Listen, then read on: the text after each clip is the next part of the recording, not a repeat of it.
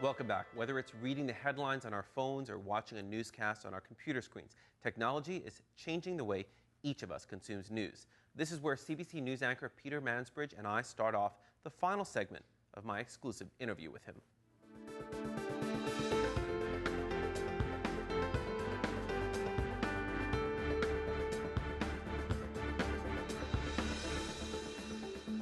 Where do you see television moving? Do you see, you guys have made obviously a lot of effort to go to mobile devices, as you mentioned. Is that where it's moving? I mean, is there going to be a traditional television in the living room in 10 years, and is there going to be an anchor either standing or sitting at a news desk at either supper time or 10 p.m.? You know, I wish I had the answer to that question. I mean, we've got to go on our gut. So much has changed in the last 15 years and 5 years, the last 5 for sure. Trying to forecast what will happen in the next year or the next 5 years is tough, and it's a real gamble, and that's why you're seeing different networks going in different directions, because people are making different decisions. I remember when we started spreading our newscast out,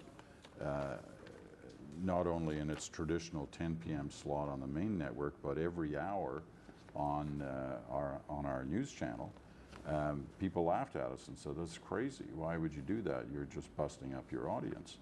Well, no, we were trying to offer it at different slots because people wanted it different times. Different people have, you know, different schedules.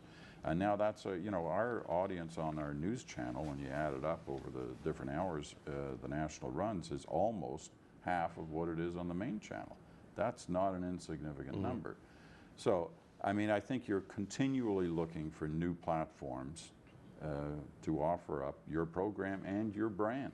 I mean, we got a great brand in the national.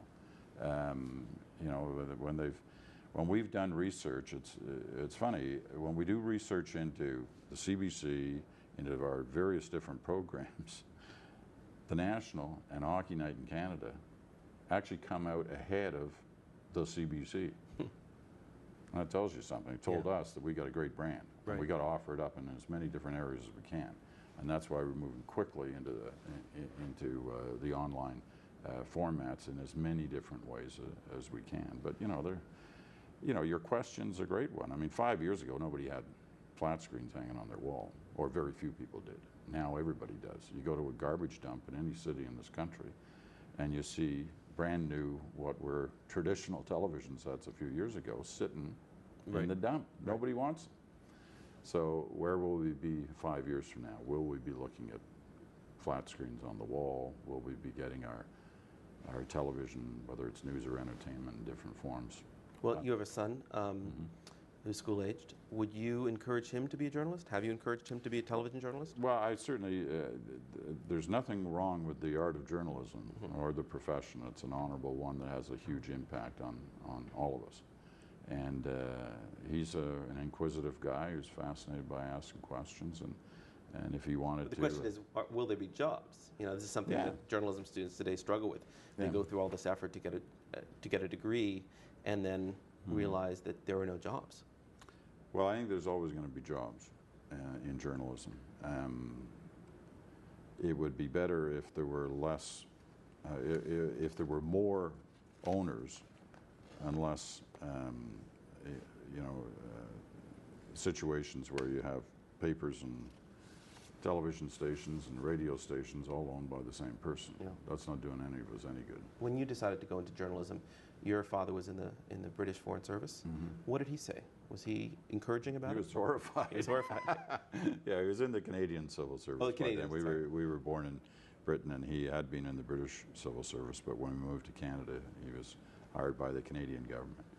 I mean, like a lot of people in positions of some authority, he'd had his problems with the media. So you were joining the other side. And yeah, it was a little bit like that. But it was good for me because he was continually keeping me in check.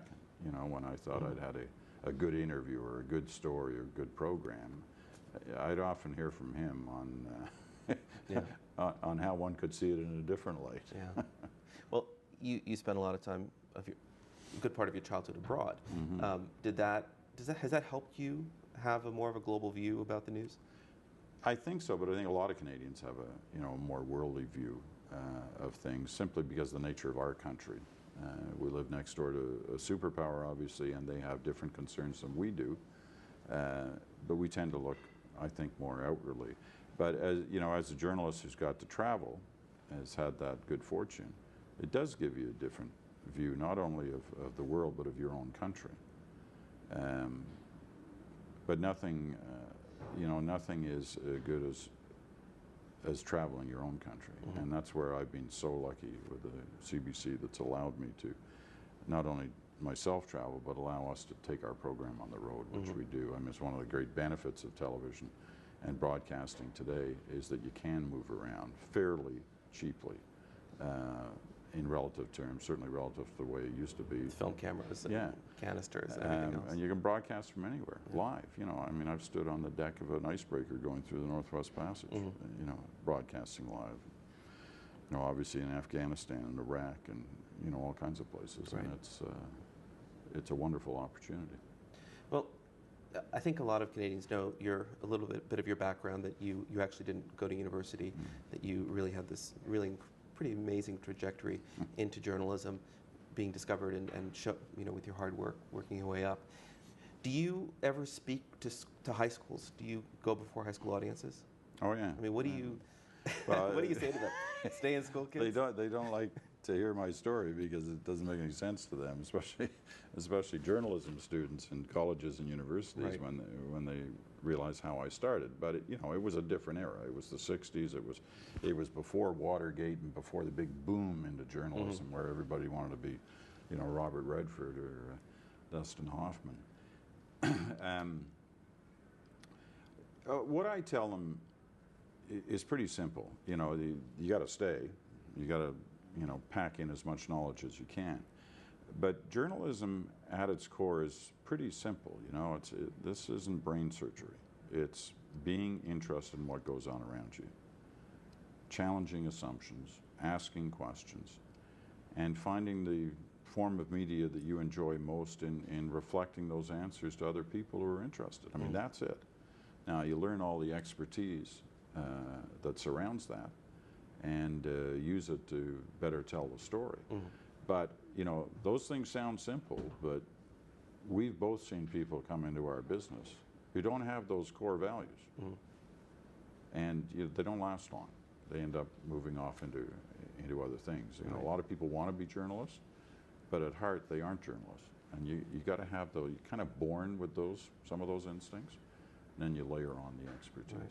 We just have a minute left, but your plans? Any plans to retire? What does the future look like for you? There will be a day when I will retire.